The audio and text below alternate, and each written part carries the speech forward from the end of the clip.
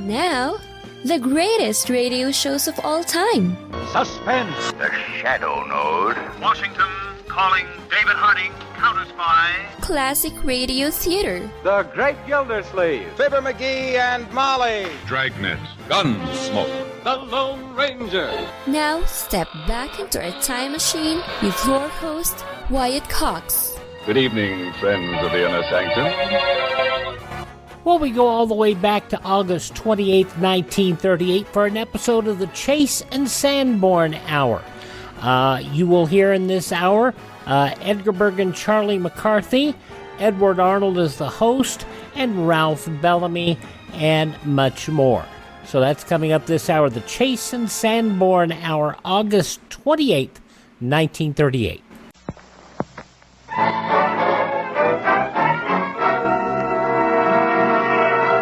The makers of Chase and Sanborn coffee, the superb blend you know is fresh, present the Chase and Sanborn Hour. And your host, Edward-Arnold.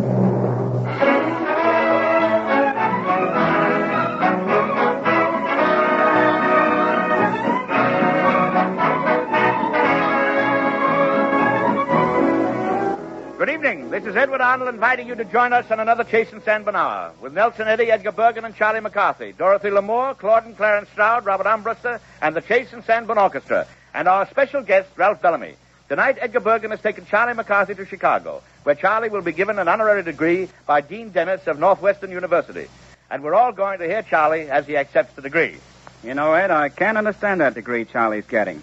He told me it was Doctor of Arpeggio, Minestrone, and Luftpause. Sounds like a McCarthy misconstruction, Nelson. Well, what's he going to do with it? Eat it, sing it, or wear it? Well, Charlie told me he was going to be a Bachelor of Love. A Bachelor of Love? Can you get a degree like that in a college? Don't worry, Charlie will. If you'll pardon the interruption, Dorothy, I'm sure that you're all wrong. Charlie made it very clear to me that he was to receive the degree of Doctor of Philosophy, the finest and highest honor a university can bestow. You may be right, Clarence, but there's something peculiar about this. Wait till he gets back. We'll give him the third degree. Do you notice something funny around here today? You mean something funny not around here today? Yeah, we both mean the same thing. You know, it's so unnaturally restful with Charlie in Chicago. Yeah, no heckling, no left-handed compliments. Yeah, no one to kid me about my size. You know, it's so calm and peaceful. How true. It's so nice and quiet. Oh, it's so nice and quiet, isn't it? Nobody can make any remarks about your size. What makes you think they can't? Hey, Arnold, you're so... Now, Charlie, you're not going to start that again, are you? All right. People will think that you don't like Mr. Arnold. Oh, that's not true. That's not true. I miss him. I really do. Well, that's fine. Yes. I'm glad he'll hear that. Oh, he sure will. He sure will, yes. I guess that's what you meant. That's nice and clumsy. Yes. I even wanted a picture of him before I went away. Oh, you did? Uh-huh. But I'm sure Mr. Arnold would be glad to give you a photograph. I think so, too. Yes. Yes, I'm sure he would. Do you think he'd send me a group picture of himself? Or a panorama view? See, I'm burning Arnold up, and he can't even answer me back. Yes. It isn't fair to be talking about Mr. Arnold when he isn't here to defend himself. I guess you're right, Bergen. I think I'll pick on you instead. Now, take your hair, for example. All right. Now, just a minute, young man. You're getting entirely too smart for your own good. And I'm going to make it my duty to straighten you out. Oh, is that so? You know, Bergen, ever since they made you a Texas Ranger down at Fort Worth, you've become very difficult to live with. Well, I'm very proud of being made a ranger. Uh-huh. And I regard it as a great compliment. Yes, I guess they like me, too, don't you think? Well, don't be too sure of yourself. Oh? No. At the presentation ceremony, you showed very poor judgment in some of your remarks. Well, what have I done now, Ranger? That's Tex Bergen. I'm in Dutch. I got to humor him. Yes. What did I do down there? Well, you know when Colonel Garrison and the 12 Rangers marched out in dress uniform? Yeah, well, they had guns on them, too, you know. Yes, I know. Remember when they stood there in back of us? Yeah, they surrounded us. They sort of sneaked up. No. Well, they were paying us a great compliment. And what did you say? All I said was, I'm innocent, so help me. That's exactly what I mean. How? Do you realize what the Texas Rangers stand for? Well, if they stand for you, I'm disappointed in them. Never mind that. How? They spell death to the outlaws. Yeah? Yes. They're always on the lookout for lawbreakers, cattle rustlers, and bank robbers, Yeah, well, they can't pin that on me. I got witnesses. All right. They've pinned nothing on you. Well, that's good. I'm glad of that. And when they presented me with those original six-shooters, I was thrilled. You were scared. No. Tell me, Bergen, do you carry the revolver? Yes, I do. You do? Yes. Oh, my. Ism a Texas Ranger, ism? Yes, I'm a Texas Ranger. And I hope to live up to their fine standard of manhood. Bergen, you don't really think America is counting on you for protection, do you? Well, no, I don't, but I'm ready to help and make America a safer place in which to live. Yeah? Yes. Well, then turn in your gun. No.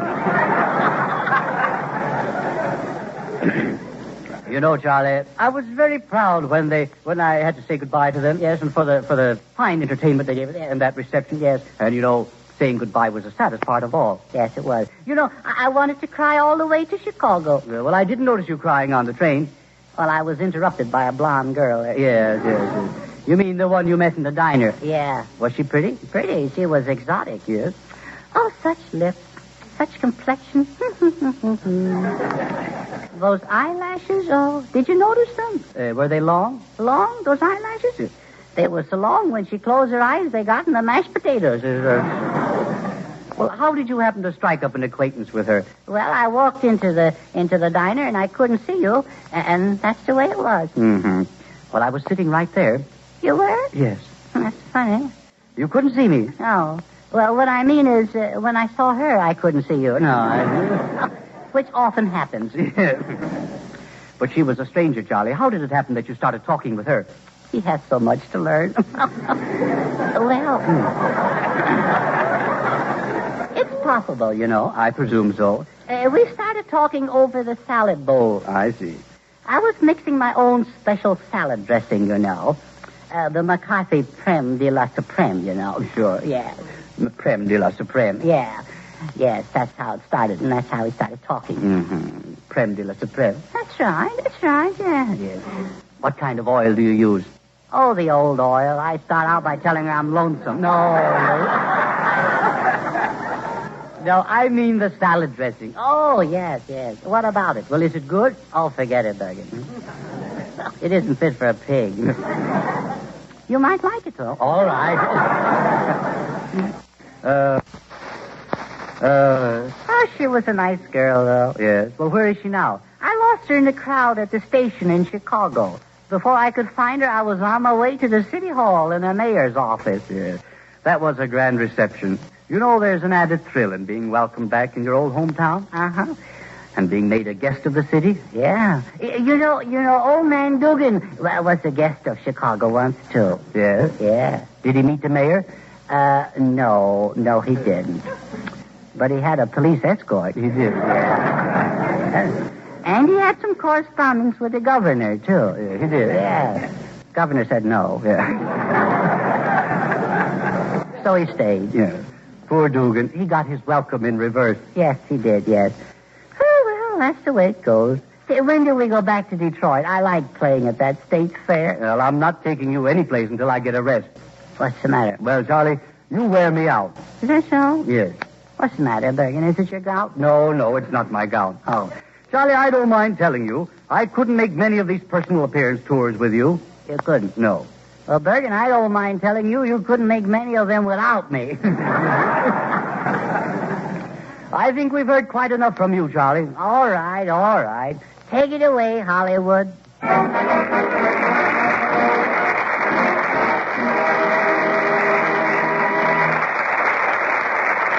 August 28th, 1938, the Chase and Sanborn Hour on Classic Radio Theater with Wyatt Cox. You ever make a change and then think, why didn't I do this years ago? Well, that's how people feel about switching to MediShare for their health care, especially now with inflation the way it is. People are very happy with the savings. Most families save about $500 a month when they switch. It's a huge help when prices are going up so fast in so many other areas. And MediShare's customer satisfaction rate is double that of health insurance. It's just a different experience, and people really like that. MediShare is an alternative to health insurance. It's a community of Christians who share each other's healthcare bills, and it's been going strong for over 25 years. It really is the gold standard, the most trusted name in healthcare sharing. Find out why people love it. Find out why they rave about the customer service, and find out how good it feels to save some money right now. They're super easy to talk to. Here's the number, 833-34-BIBLE. That's 833-34-BIBLE, 833-34-BIBLE. Now on Classic Radio Theater with Wyatt Cox, more the Chase and Sanborn Hour, August 28th, 1938.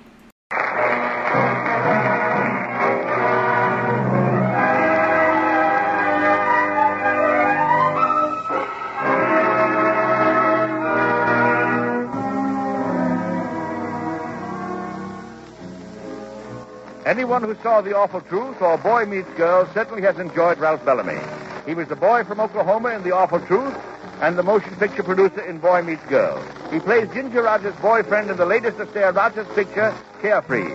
And he is now at work on the picture Trade Winds. It's a pleasure to have such a fine performer with us. Tonight he appears with me in a play by Sir James Barrie, A Well-Remembered Voice. Ralph Bellamy in A Well-Remembered Voice.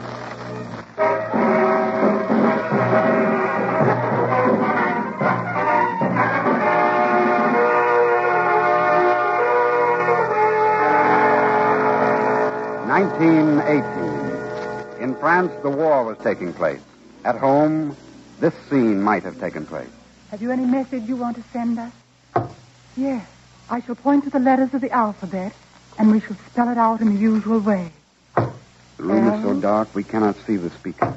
All we know is that she is one of two shapes, seated at a small table.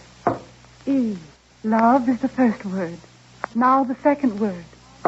Beyond the darkness, in a corner of the room, is a man of 50.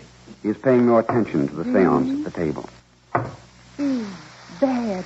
Love's bad. That's a quotation, isn't it? Is it love bade me welcome? Yes, that's it.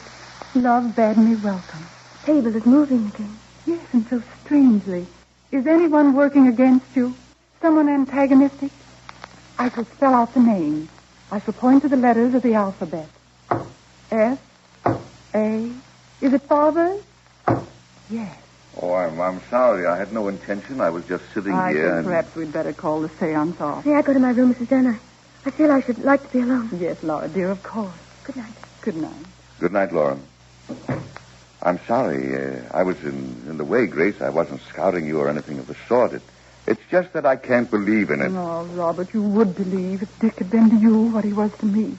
I guess it's just that a son is so much more to a mother than a father. I don't know. Good night, Robert. Good night, then.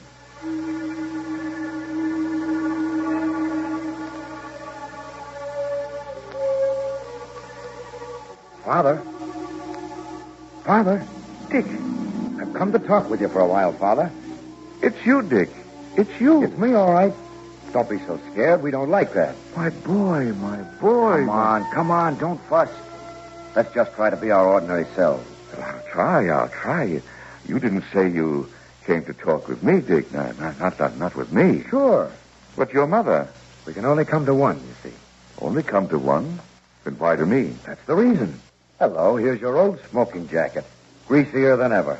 But, Dick, it's as though you'd forgotten it was your mother who was everything to you.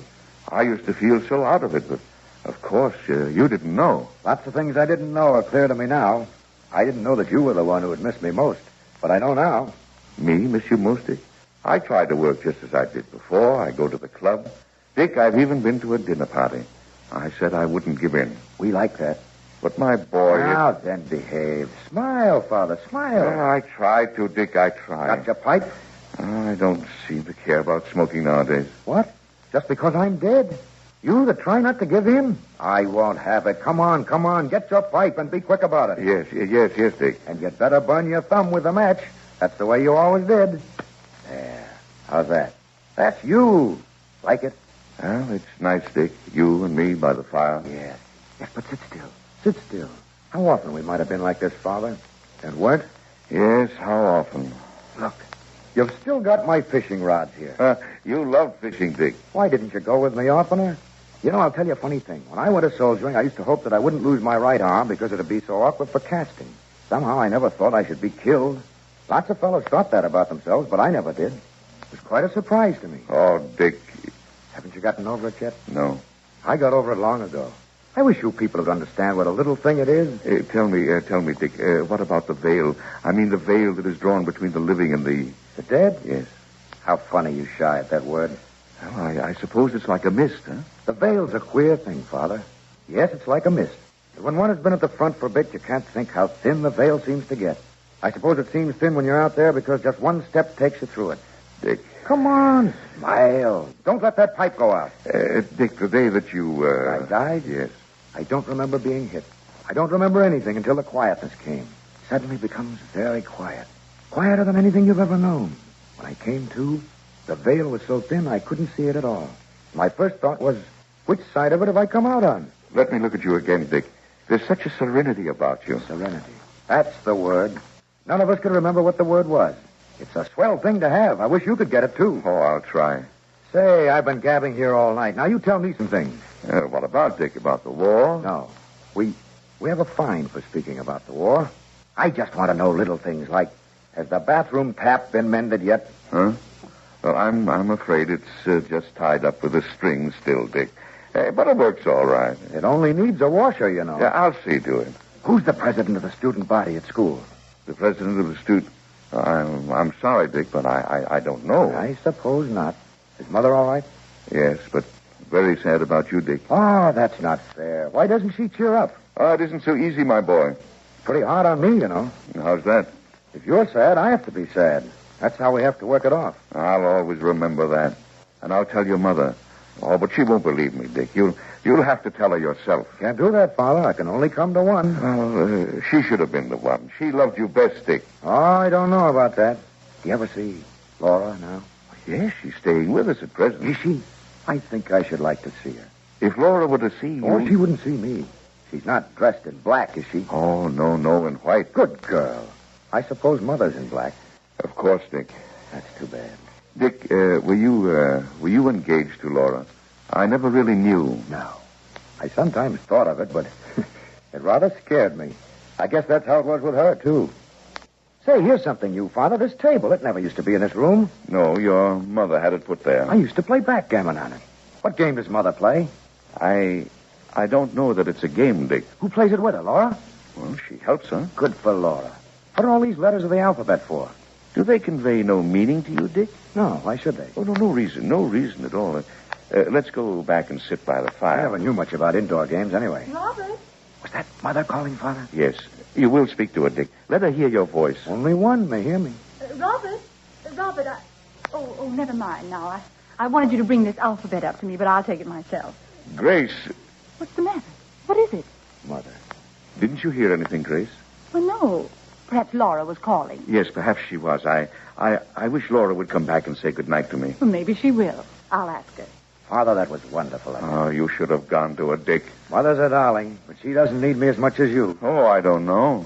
I'm glad she's so keen about that alphabet game, though. Mr. Dunn, I came to say goodnight. Oh, that's nice of you, Laura. I want her to come nearer the fire. I can't see her very well there. Oh, your hands are cold, my dear. Go over by the fire. I want to look at you. There. Am I all right? All right. You're beautiful, Laura. Even prettier than I thought. I remember I used to wonder if you really were as pretty as I thought you were. And then you'd come, and you'd be just a little prettier. Why don't you say anything, Mr. Dunn? Oh, I was just thinking of you and Dick, Laura. If Dick had lived, do you think that you and he... I think so. Mr. Dunn. Yes, Laura. There must be something wicked about me. I sometimes feel quite light-hearted, even though Dick is gone. Well, perhaps the trees have the same sort of shame when they blossom, but they can't help doing it. I hope you are yet to be a happy woman and a happy wife. Seems so heartless to Dick. Not a bit. It's what I like. It's what he would like, Laura. Do you remember, Laura? I kissed you once. It was under a lilac tree in Loudon Woods. I knew at the time you were angry, and I should have apologized. I'm sorry, Laura. What's the matter, Laura? Somehow, I don't know, but for a moment I seemed to feel the smell of lilac. Dick was once nice to me under a lilac tree. Mr. Dunn. There now. You'd better go to bed. Good night. Good night, Mr. Dunn. Good night, Laura. Pretty awful things, partings, aren't they? Father, don't feel hurt if I skip the goodbyes when I go, will you? That's so like you, Dick. I've got to go soon. Oh, smile, Father, smile. You see, if you're bright, I get a good mark for it. I'll smile. Remember your pipe? Yes, Dick. And your hair's awful. Yes, I'll have it cut in the morning. Dick, would you rather be here than there? Not always. What's the great difference, Dick? Well, down here, one knows he has risks to run. Do you miss that? Must be fun.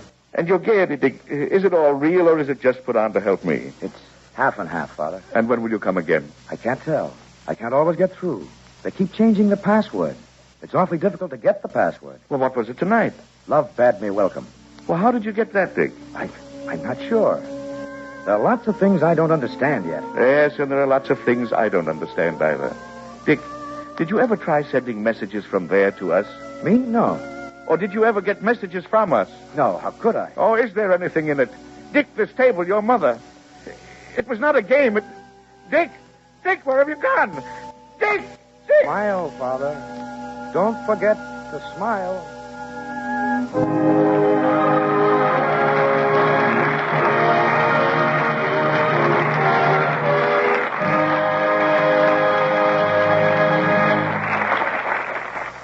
Ralph Bellamy and Edward-Arnold on Classic Radio Theater with Wyatt Cox, a sketch from the Chase and Sanborn Hour, as it was broadcast August 28th, 1938. Thank you for tuning into Classic Radio Theater with Wyatt Cox. We'll hear from Edgar and Charlie again, Northwestern University, but first, these important words. Veterinary telemedicine is booming. Hi, I'm Dr. Lori Teller, President of the American Veterinary Medical Association, and I know firsthand that telehealth is a valuable tool to help provide our precious pets with the health care they need and deserve. Here are some situations where telemedicine may be an option for you and your pet. If the veterinarian has seen your pet in person in the past. If you're not sure you need to schedule an in-person visit. If your pet had surgery and needs post-operative follow-up. For skin diseases and rash rechecks. When your veterinarian needs to monitor your pet's chronic problems such as diabetes or allergies.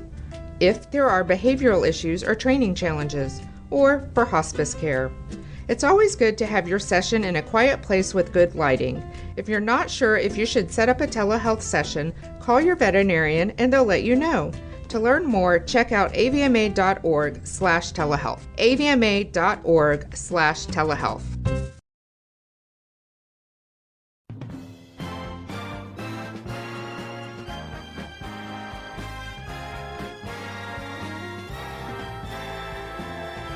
Thank you for tuning in to Classic Radio Theater with Wyatt Cox, and now more of the Chase and Sanborn Hour, going back to August 28th, 1938.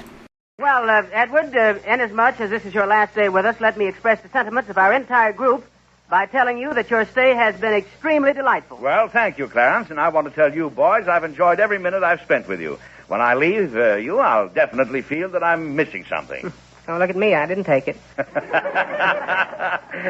the spirit, Claude. All for fun and fun for all, eh?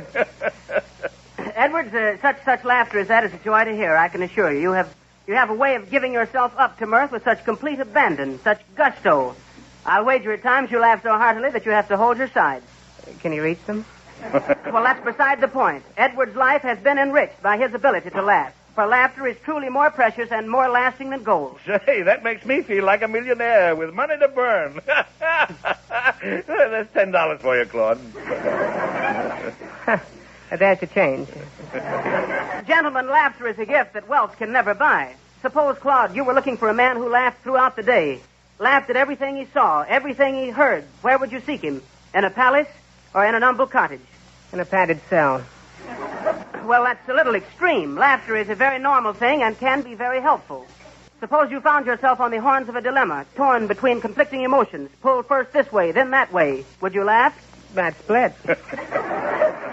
Clarence, you remind me of that old song, Let a Smile Be Your Umbrella. Edward, laughter has inspired many poets. In fact, I have written a little poem about it myself. It's a cinch to be gay when the livelong day brings cheer from dusk till dawn. But best by a mile is a man who can smile when his two front teeth are gone. Claude, that is not the last line of my poem. You know, I knew a fellow who had only one tooth missing, and every time he laughed, he whistled Yankee Doodle. Even that might be possible, Edward. There are different kinds of laughter. For instance, Oliver Goldsmith wrote of the loud laugh, which bespeaks a vacant mind. If you'll notice, Edward, a person who laughs loudly usually is empty-headed. Yeah, I've heard people laugh that way. It makes them sound kind of silly, doesn't it? Yes, their minds must certainly be vacant.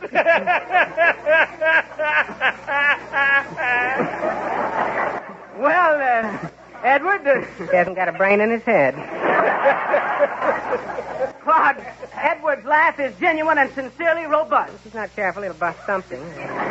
Claude, try to realize this. Edward's laughter is very healthful. Science tells us that laughter brings into play the muscles of the abdomen, the muscles of the throat, the muscles of the face, and the muscles of the arm. Well, that's somewhat ridiculous. If you laugh, why do you use the muscles of the arm? I'm laughing up my sleeve.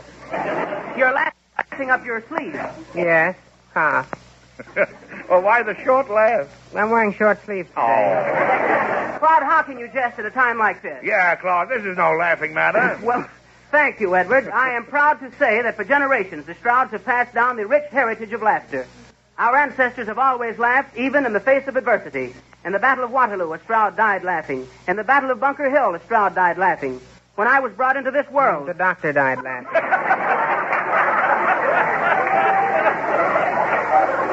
Claude, how can you make such a statement? I was there, wasn't I? Well, regardless of that, I... Say, Clarence, before this gets too involved, I think Ralph Bellamy might be interested in what you're saying. I don't know why, but he might. Well, splendid, Edward. Ralph, these are the Stroud twins. They resemble each other like two peas in a pod. I know you'll be delighted to meet them. I reckon they're all right if you like peas in a pod. Reckon he's all right if you like corn on the cob. Claude, you should be elated at Mr. Bellamy's presence. He is a cinema star of the first magnitude, a poised, self-possessed man of the world, a man of great polish. Oh, shucks, fellas. I think the polish is wearing off. Ain't he a card? Ralph, you have a very interesting laugh. I would classify that as a deep, resonant, abdominal laugh. Notice, Claude, that Ralph's laugh came straight from the stomach. Yeah, right from the Bellamy. Oh, say, that's funny. That reminds me, I heard a good one last night. Claude, I asked you why my girl calls me mustard plaster, then you asked me why, and I say, because I always stick around. Get it, Claude? Mustard plaster? Stick? Oh, Gosh, I expected a better laugh. Shucks, I expected a better joke myself. Well, Ralph, it looks like you got the horse laugh. Edward, horses do not laugh. They are not capable of producing the sound ha, which is the basis of laughter. There is the single or aloof version, ha. The double or friendly version, ha ha. The triple or intensified version, ha ha ha. The quadruple, or the Sunday driver's version, ha ha ha ha. Well, I know one, Clarence. It's the Southern or Gone with the Wind version. Ha ha ha ha ha ha ha ha. It seems to me that you are interposing needless jocularity into what I meant for a serious discussion. We mustn't forget... We mustn't forget the theme song laugh. Why, Mr. Armbruster, the theme song laugh. Sure. Ha ha ha ha ha ha ha. What about the turkey saw? Here she is, boys' version. Ha ha ha ha ha ha ha ha ha ha. Your conception of the various kinds of laughter is a little far-fetched. Say, you've forgotten the most important laugh of all, the sad laugh of the clown Pagliacci. Laugh, clown, laugh. Gee, that was sad, Nelson. It certainly was. Please, this has gone far enough. Oh, no. We left out the villain's laugh for I'll foreclose the mortgage laugh. Sleep tight, kiddies. What you are doing is not legitimate laughter. Real laughter is an integration causing a conversion of potential into kinetic energy in the brain cells and the discharge of activating secretions to the bloodstream for the purpose of producing muscular action. Laugh that one off. Oh, that's marvelous, Clarence. What'd you say? I said laughter is an integration causing... Integration, eh? Oh, that's good. Yes, an integration causing a conversion. Conversion? That's wonderful. Causing a conversion of potential into kinetic energy in the brain. Oh, kinetic energy. Oh. Yes, the kinetic energy into the brain cells and the discharge of activating secretions into the bloodstream. Into the bloodstream for the purpose of producing muscular action. Do you understand? That's what makes us laugh.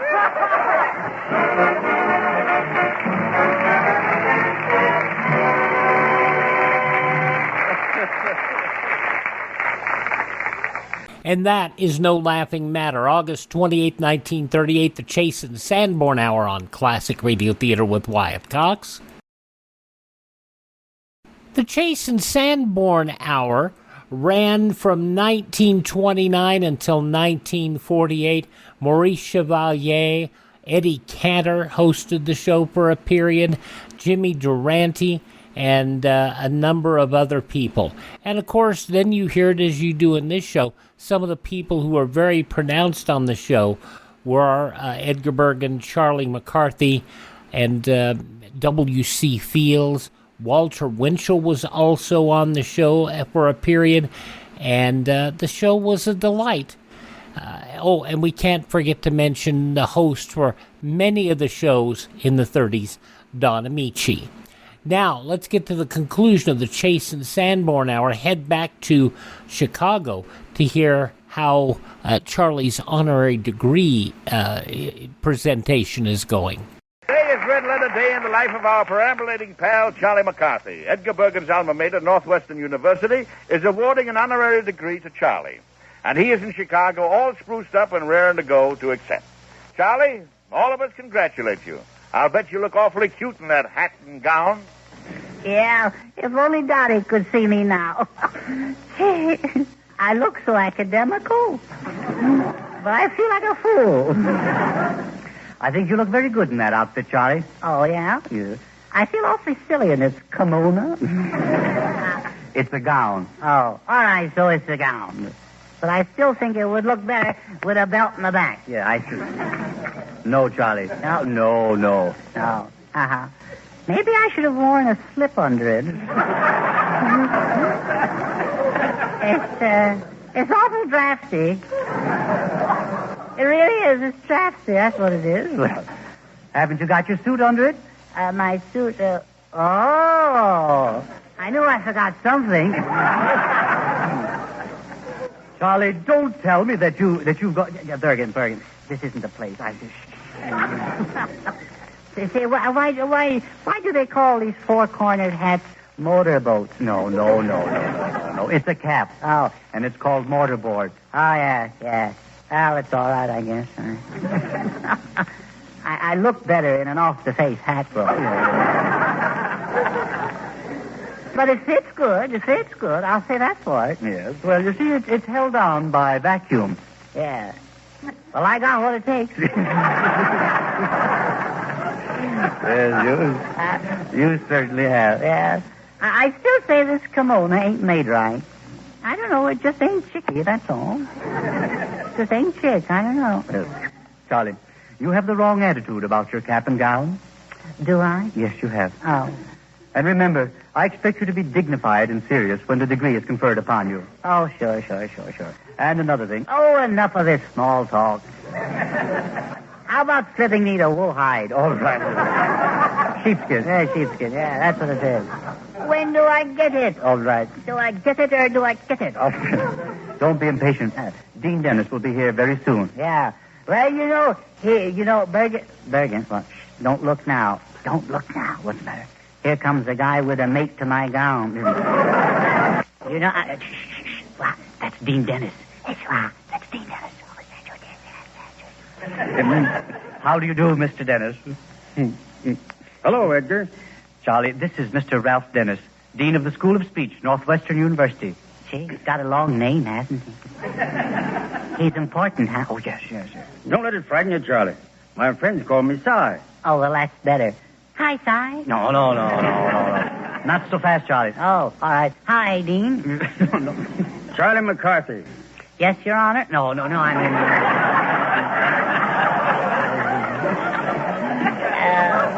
Pardon me, continue. I'm about to confer on you your honorary degree because you were for many years a student at Northwestern University, though largely in absentia, since you were helping Edgar earn the money for his education.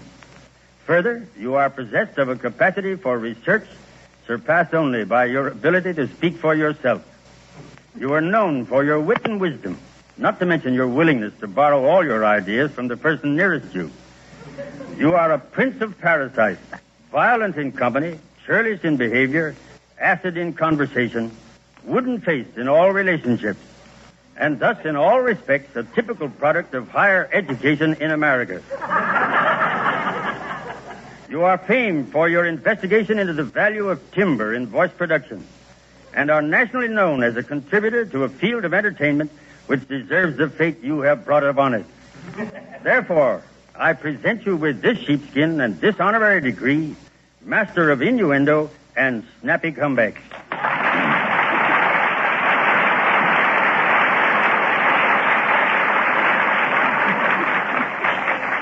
My congratulations, Charlie. And my congratulations, too, Charlie. Gee. Well,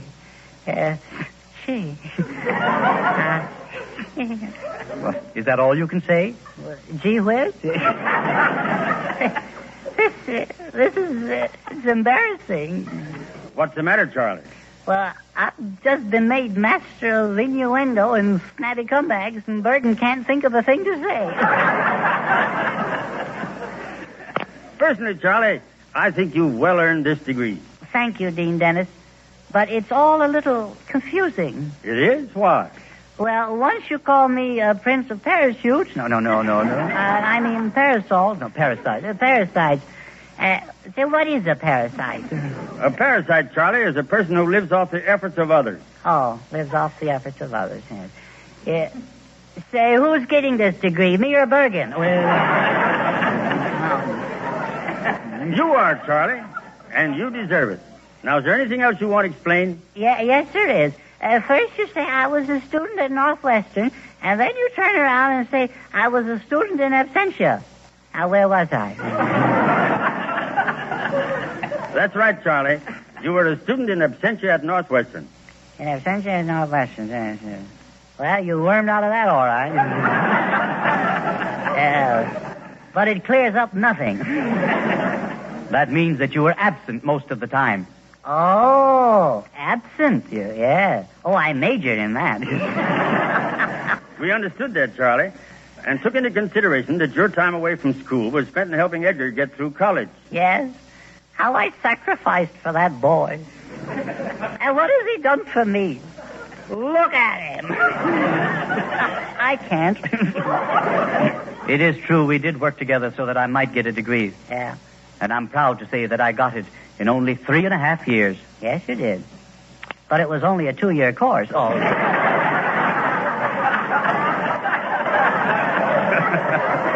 Was that necessary? I'm sorry. Yeah. Unfortunately, in my student days, I wasn't in the best of health. Oh. Bergen, as a student, you were very puny. Oh, no, Charlie. Edgar was a very conscientious student. Thank you, Mr. Dennis. As grateful as I am for my college education, I hope that it never went to my head. No, it sure didn't. No, all right. It never even got near it. Oh. How well I remember my classes with you, Mr. Dennis. Yes, you were sort of quiet and retiring, Edgar. You never had much to say in class. Well, I can explain that. Yeah, so can I. You can't sleep and talk at the same time.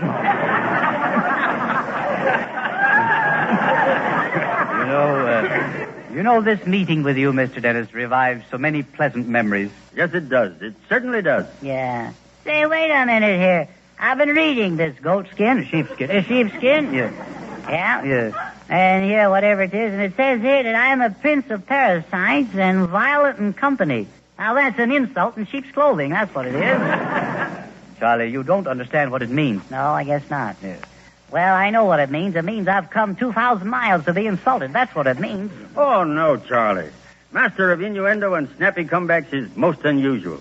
In fact, you're the only person in the world who ever received such a degree, and I assure you it's a great honor. Oh, well, now that's a horse of a different sheepskin, or whatever. Mr. Dennis, I want you to know that if there's in any way in which I can be of any assistance or show my appreciation, don't hesitate to call on me. Charlie, you're very gracious. I can tell you one thing we want. We want to enlarge our library. Say no more about it. I shall send you a book in the morning. That's not enough. What we want is a new wing. A wing? That's where I fly out. Hollywood, here I come.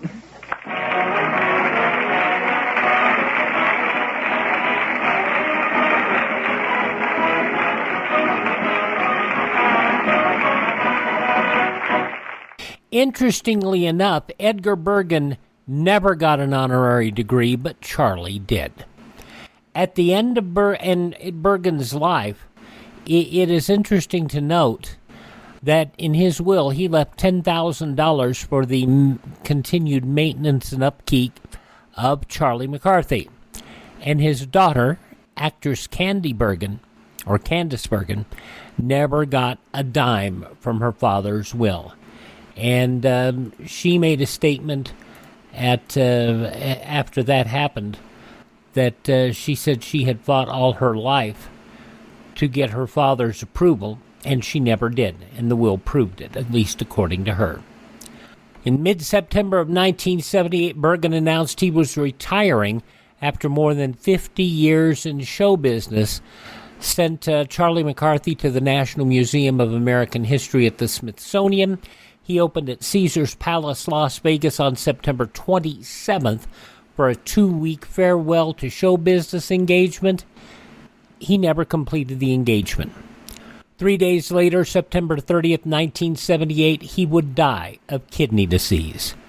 Bergen interred with his parents in Inglewood Park Cemetery, Inglewood, California. Sad ending, but an interesting twist that McCarthy got the degree, Bergen didn't. Thank you for tuning in to Classic Radio Theater with Wyatt Cox here on your favorite station. Thank this station, support their advertisers. It's their kindness and courtesy that allows us to be with you each and every time we roll around here on your favorite station. If you miss a day, you do not have to miss a single show. Our shows are always available on demand at my webpage, classicradio.stream. You can also learn more about building a classic radio collection of your own. If you want to download the shows, you can do that through one of the many podcast sites that are listed on classicradio.stream. You can contact me. You can find our social media links. And if you like what we do, you can buy me a coffee. That Buy Me a Coffee link allows us to acquire new great radio collections like the one we just recently acquired, which was Casey Crime Photographer, and also some more episodes of Captain Midnight. Thanks for making us a part of your day. Please tell all your friends the great radio shows are right here at this spot on your radio dial. Classic Radio Theater with Wyatt Cox on your favorite station.